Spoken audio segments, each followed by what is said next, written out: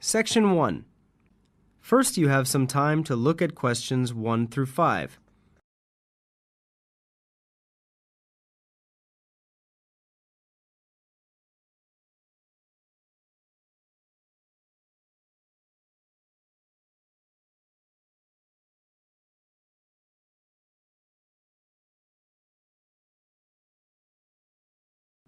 Now we begin.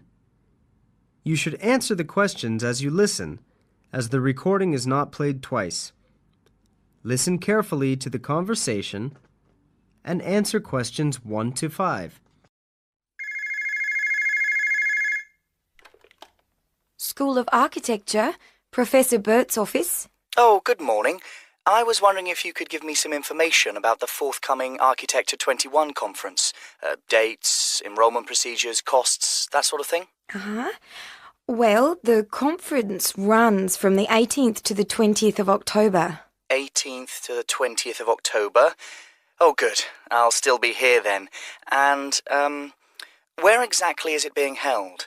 Is it at the university, as in previous years? No, it's actually being held at the Pacific Hotel. We've rather outgrown the university conference facilities, so we've opted for this new venue. Right. Paradise Hotel. No, the Pacific, that's Pacific. Oh, right. And presumably we can get accommodation at the hotel? Yes, but you'll need to contact them direct to arrange that. I'll give you the number for hotel reservations. Have you got a pen ready? Yes, go ahead. It's area code 07 and then 9333 2266. And what's the registration fee? Individual fees are $300 for the 3 days or $120 a day if you only want to attend for 1 day.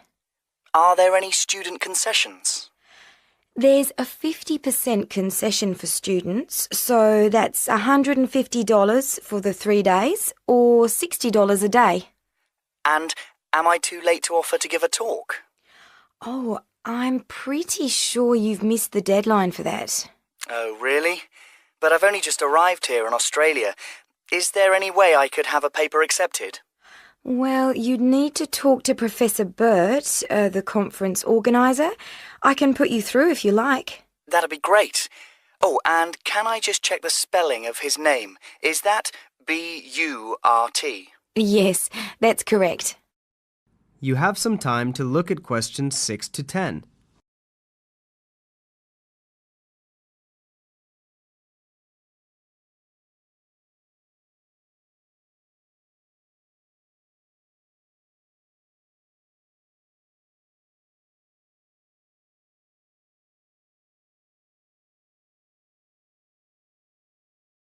Now listen carefully and answer questions 6 to 10. Professor Burt speaking. Oh, hello. My name's John Helston. I'm an architecture student at London University. I'm here in Australia for 3 months, looking at energy-saving house designs. Right.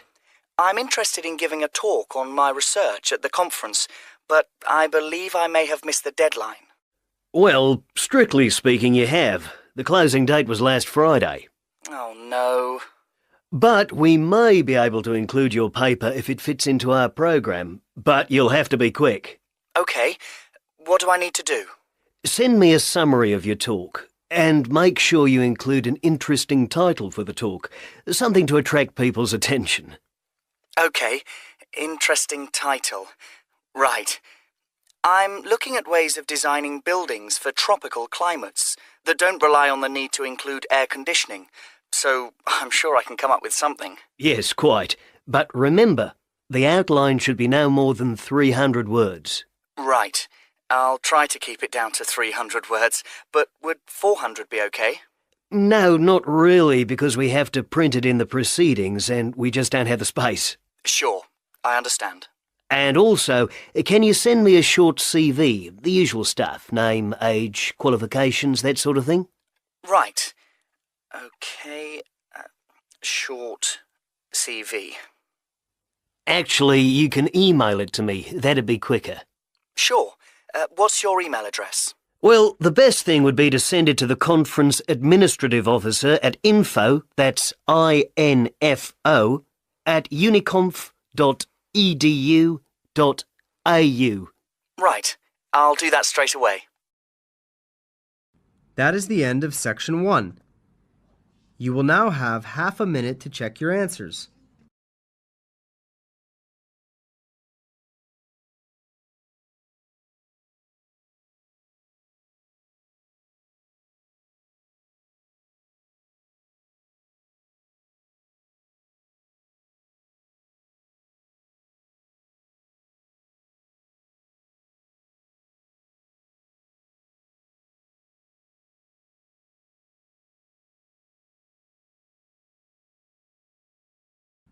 Now turn to Section 2.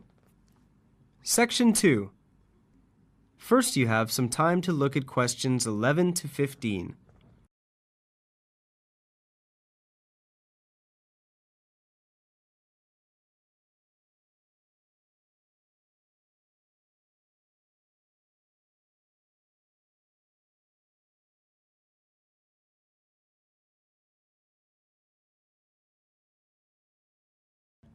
Now listen carefully to the short introductory talk and answer questions 11 to 15.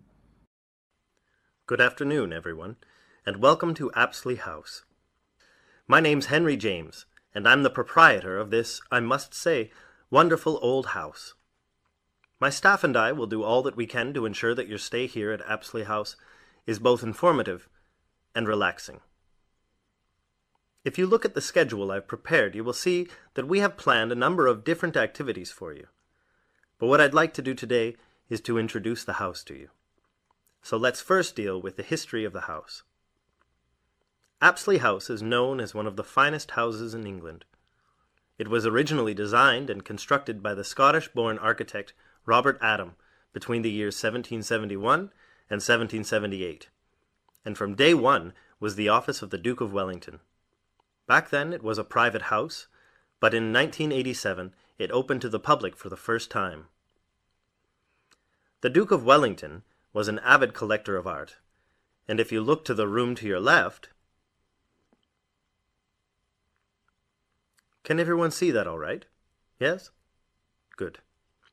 You will see a rather large art gallery. The viewing gallery is 90 feet long and houses a wide range of art from all over Europe. Until recently, the gallery was closed to the public, but I'm pleased to say that it is now open and you are free to visit anytime you wish. If you take a look at the schedule, you will see that I'll be talking to you about the gallery tomorrow after breakfast, so if you're interested in art, please be here by 9 o'clock for the talk.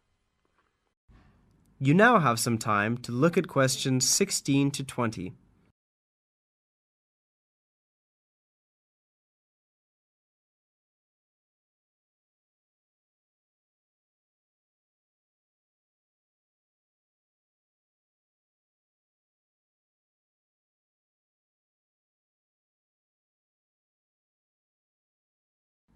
Now listen to the rest of the short introductory talk and answer questions 16 to 20.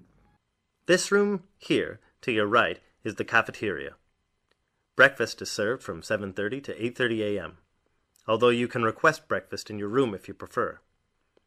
The dining hall serves a traditional English breakfast, although vegetarian food is available on request. Just let the kitchen staff know the previous evening.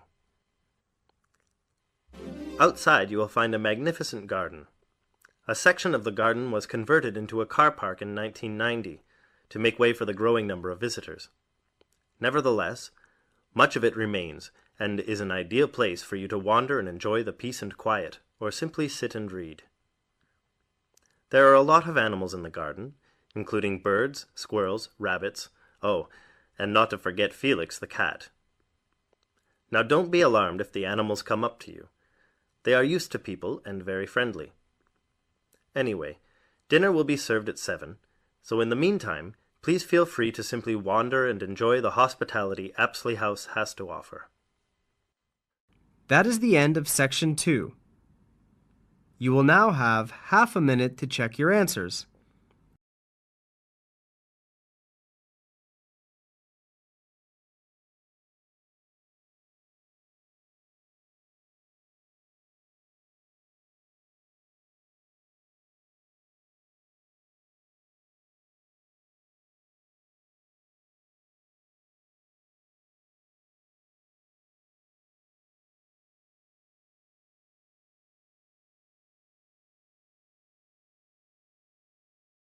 Section 3. You will hear two students, Anna and Chris, talking about postgraduate courses in music. First, you have some time to look at questions 21 to 25.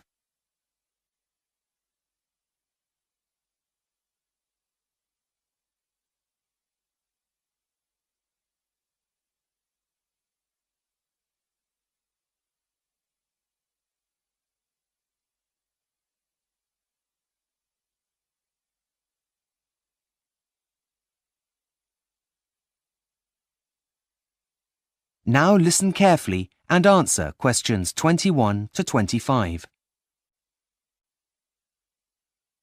Hi, Chris. What are you doing here?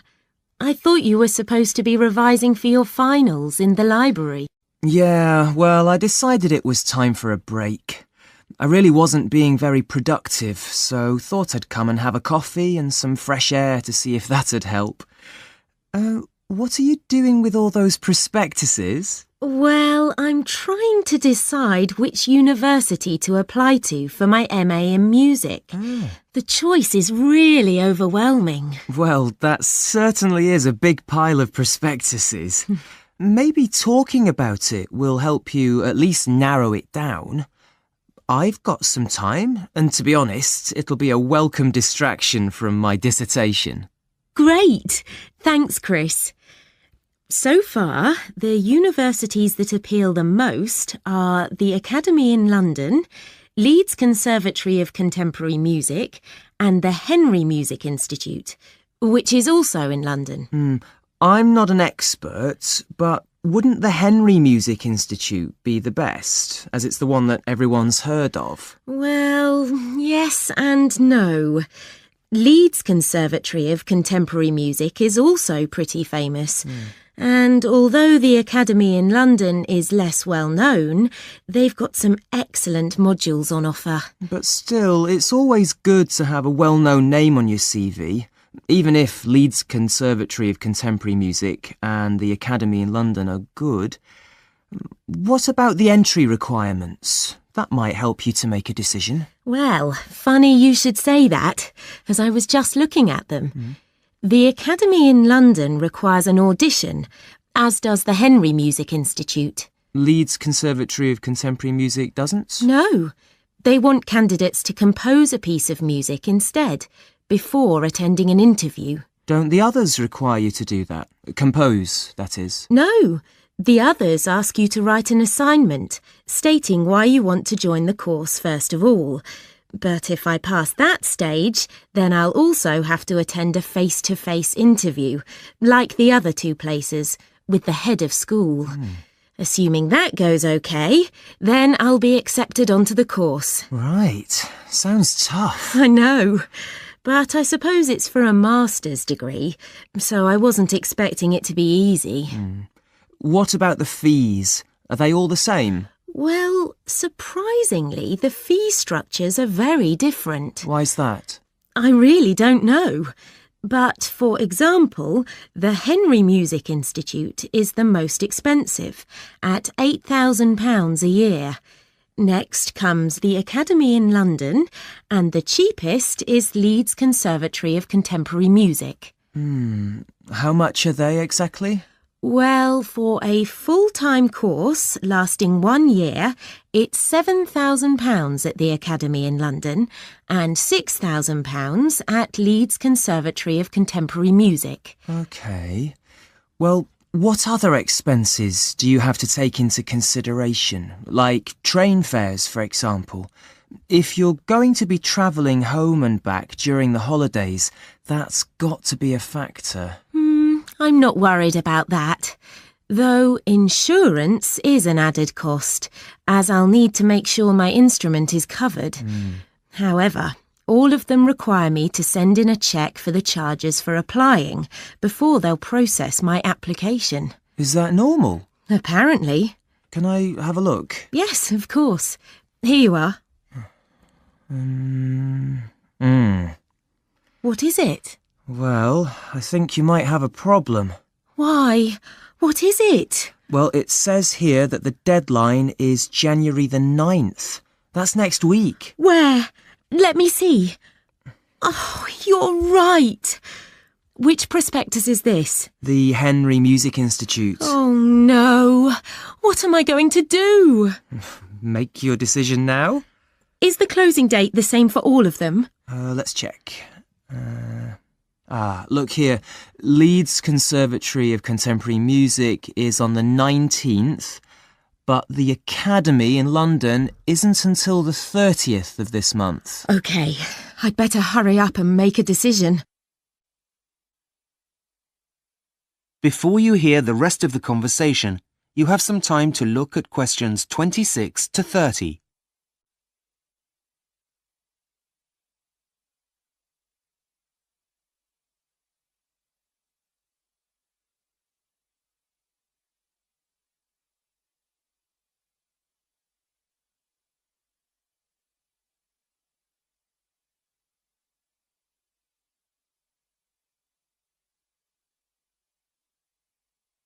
Now listen and answer questions 26 to 30. Right. Now, apart from those 3 colleges, I also wanted to have a quick flick through Northdown colleges and the one from the James Academy of Music. Look, here it is. Facilities at Northdown College. What does it say? Well, it has a library with a dedicated historical research section that's world famous. That's all very interesting, but it's not going to make me go there. OK. The Academy in London has 4 campuses all around central London. They all have large common rooms, and there's one 24-hour cafeteria at the biggest site. That's nice, but for me, the most important thing is somewhere to practice. Yes, of course. Right, now, where did I see it? OK, here it is. Look, now this is good. Leeds Conservatory of Contemporary Music has over 100 teaching and practice studios. What a luxury! Here there are only 10, and it's really difficult to find one empty, so I often have to play in the gardens. Oh dear. Anyway, that's the past, and this place looks great. Well, what about the Henry Music Institute? Look, there's a new suite with the latest that technology has to offer, and a small museum dedicated to the history of music. That's really impressive. I don't think I'm really that interested in using computers while making music, so that's not a selling point, really. But look, this place is interesting. The James Academy of Music. It comes recommended by lots of people in the music industry. And all of its courses have a business element, as well as having a professional studio for recording albums. Wow, that sounds really cutting edge. So, are you any closer to making a decision now? That is the end of section 3. You now have half a minute to check your answers.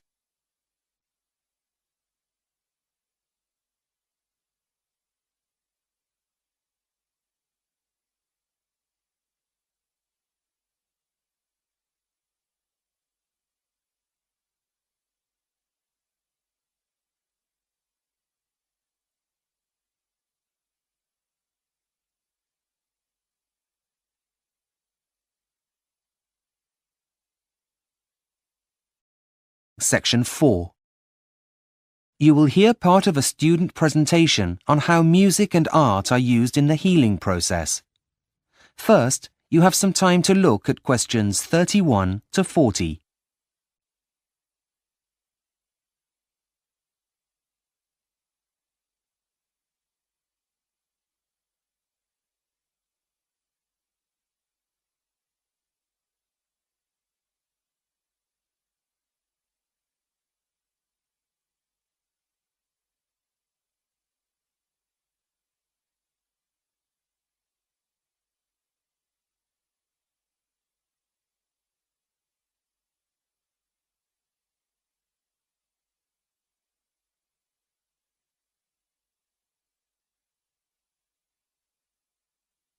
Now listen carefully and answer questions 31 to 40.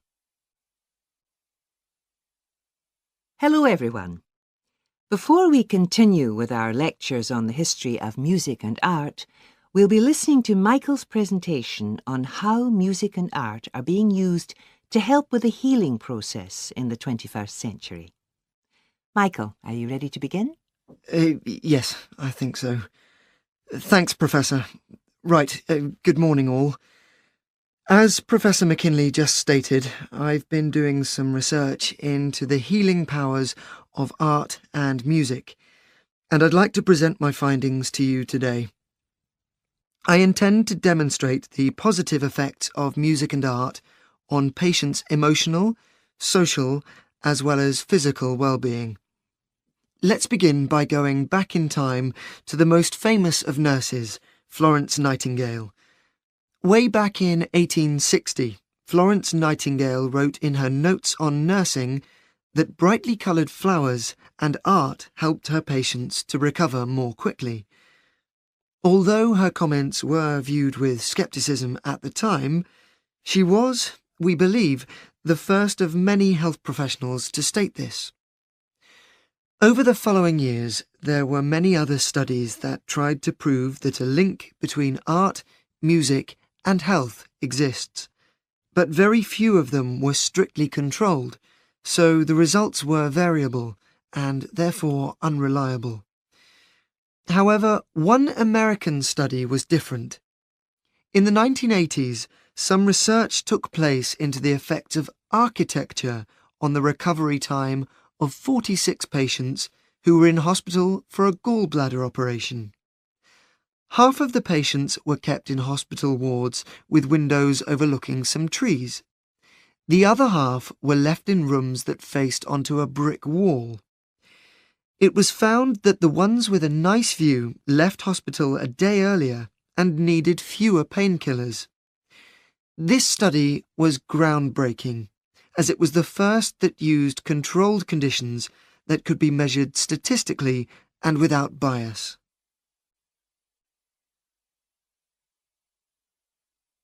Now I'd like to bring you up to date and take a closer comparative look at 3 research projects on 3 very different types of patient.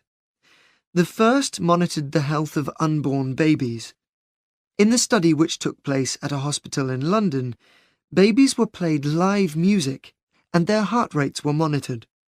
A healthy baby's heart would beat around 110 to 160 times a minute, but researchers found that their heart rate increased by up to 15 beats a minute on average without the mother's pulse changing. This is a good sign that the baby is healthy.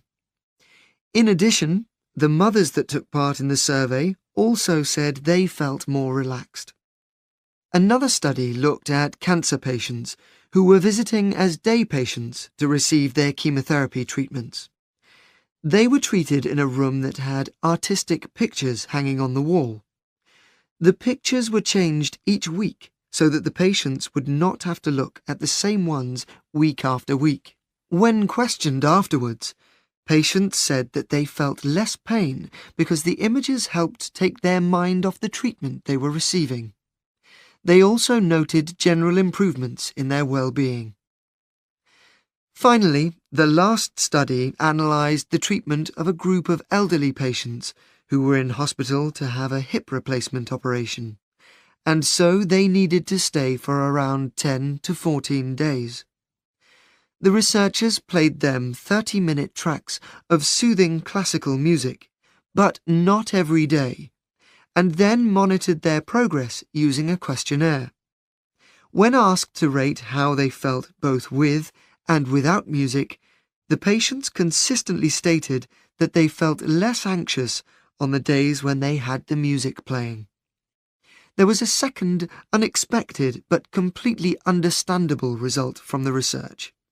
The staff liked the music so much that they said they too felt happier and that they would be less likely to leave the hospital for a job elsewhere if it were to continue. Now that has to be a good thing, which will also have a positive effect on the quality of the treatment patients receive. In conclusion, I'd like to bring to your... That is the end of section 4. You now have half a minute to check your answers.